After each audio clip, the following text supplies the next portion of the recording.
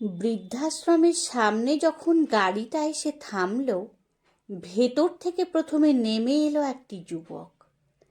তারপর আস্তে আস্তে নামলেন এক বৃদ্ধা। যুবকটি বলল, মা, আমার হাতটা ধরে ভেতরে চলো। বৃদ্ধা করুণ হেসে বললেন, অনেকটা পথ তো একাই হাঁটতে হবে রে বাবু, থাক না, এটুকু একা হাঁটার অভ্যেসটা রপ্ত করি। এই বলে তিনি গেটের দিকে এগিয়ে গেলেন। বৃদ্ধা সীমাদেবীর সুপুত্র মনীষ এবার মাথা নিচু করে এগিয়ে গেল অফিসের দিকে। সব ফর্মালিটি পূরণ করার পর মার কাছে গিয়ে বলল, মা, আমি আসছি, তুমি সাবধানে থেকো। প্রত্যেক উইকেন্ডে আমি আসব তোমার সাথে দেখা করতে। সীমাদেবী মৃদু হেসে বললেন, না বাবু, অত কষ্ট করিস না, তুই বরং ওই দিনগুলো বৌমাকে নিয়ে যাস ওর মায়ের কাছে, বৌমা খুশি হবে। আয় এবার তুই, সাবধানে যাস। মাথা নিচু করে বেরিয়ে গেল মনীষ আশ্রম প্রাঙ্গণ থেকে। এরপর কেটে গেছে প্রায় 2 বছর।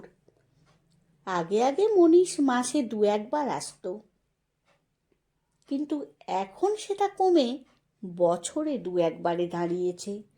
কি করবে সে? মায়ের দাম যে একটা সময় পর খুব কমে যায় সন্তানের কাছে। মনীষও তাই, সেই একই পথের পথিক হয়েছে। আজ বৃদ্ধাশ্রমে নতুন একজন অতিথি এলেন। ছেলে এসে নামিয়ে দিয়ে গেল। সীমাদেবী তখন এক মনে আসন সেলাই করছিলেন, আর এক সহযাত্রী নীরার কথায় অল্প হাসলেন তিনি। মুখ না তুলেই সুতোতে মনোনিবেশ জারি রেখে তিনি বললেন ওনাকে, অতিথি বলো না নীরা, বলো নিজের বাড়িতে আসলেন। আমরা তো এতদিন পরের বাড়িতেই ছিলাম, তাই তো শেষ বয়সে বাসা পরিবর্তন করতে হয়। যাক, নতুন এক সহযাত্রী পেলাম। তা মহিলা না পুরুষ বন্ধু এলো গো? নীরাদেবী বললেন, মহিলা গো সীমা, কি যেন নাম ভদ্র মহিলার? ও হ্যাঁ, মনে পড়েছে, কণিকা রায়। নামটা শুনে একটু চমকে গেলেন সীমাদেবী। আবার ভাবলেন, এক নাম পৃথিবীতে কত আছে, আমার ভাবনা হয়তো ভুল। এর কিছুক্ষণ পর নতুন সদস্যর আগমন ঘটল। সবাই তাকে অভ্যর্থনা জানালেন। শুধুমাত্র সীমাদেবী আজ থমকে গেছেন। এ কি দেখছেন তিনি? এ তো তার বৌমার নিজের মা কণিকা দেবী।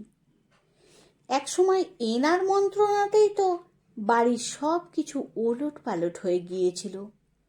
বৌমা প্রথম প্রথম সব মানিয়ে নিলেও একমাত্র মা কণিকা দেবীর কুপরামর্শেই দিন দিন সব কিছু পাল্টে যেতে থাকলো, এবং কণিকা দেবীর কুমন্ত্রণাতেই আজ তার নিজের ছেলে আর বৌমা তার নিজের বাড়ি থেকে তাড়িয়ে সীমাদেবীকে এখানে নির্বাসন দিয়েছে। এগিয়ে গেলেন সীমাদেবী, বললেন, কি ব্যাপার বেয়ান, আপনি এখানে? আমি না হয় ছেলেকে উপযুক্ত শিক্ষা দিতে পারিনি, কিন্তু আপনার জায়গা তো এখানে হওয়ার কথা নয়। কেঁদে ফেললেন কণিকা দেবী, বললেন, বেয়ান, আমার ছেলে বিয়ে করেছে, বৌমা আমাকে 2 চোখে দেখতে পারে না, ওদের সংসারে আমি বাড়তি এখন, তাই আজ এখানে দিয়ে গেছে। আমায় ক্ষমা করুন আপনি, আজ আমার জন্যই আপনি এখানে। ভগবান সব হিসেব ঠিক কষে রাখেন, আমাদের শুধু একটু ডানা ঝাপটাতে দেন। এই বলে তিনি হাউমাউ করে কেঁদে ফেললেন সীমাদেবীকে জড়িয়ে ধরে। মনীষের ফোনটা বেজে উঠল।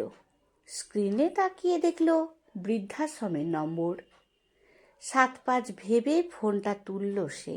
হ্যালো বাবু, কেমন আছিস রে?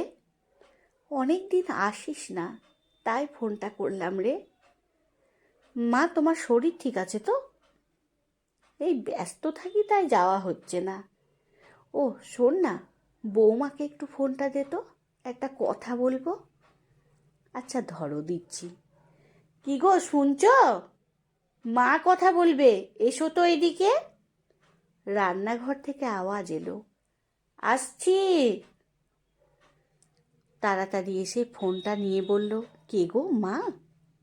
হ্যাঁ, আমার মা। মুখটা বেজার করে, ওহ ধুর, আমি ভাবলাম আমার মা। কি করতে আবার আমার সাথে কথা বলবেন উনি, যত সব। আহ, কথা বলো না, দেখো না কি বলতে চান। হ্যাঁ মা, বলুন। সীমা দেবী ফোনের অভ্যাসের বার্তালাপ এতক্ষণ সব শুনেছেন। মৃদু হেসে এবার বললেন, বৌমা, নিজের মা নই বলে কি কথা বলতে নেই? না, ঠিক তা নয় মা, আসলে কাজ করছিলাম তো। হ্যাঁ বৌমা, বুঝেছি। শোনো বৌমা, তুমি তো কোনোদিন এলে না আমার নতুন জায়গায়। এসো কাল একবার আমার নতুন বান্ধবীর সাথে আলাপ করতে, কেমন? উনি তোমার সাথে দেখা করতে চান একবার। আমার সাথে? সে আবার কি? না মা, আমার সময় হবে না। এসো বৌমা, তিনি খুব খুশি হবেন তোমায় দেখে। আরে আমার নতুন বান্ধবীর সাথে যে তোমার রক্তের সম্পর্ক গো, না এসে পারবেই না? আমার নতুন বান্ধবী তোমার মা যে। আজ আমার এখানে এসেছেন পাকাপাকিভাবে আমাদের সাথে থাকতে। তোমার দাদার সংসারে নাকি তার জায়গা হচ্ছিল না, তাই এখানে রেখে গেছে আজ। আমার ব্যথায় তিনি আজ সমব্যথী গো।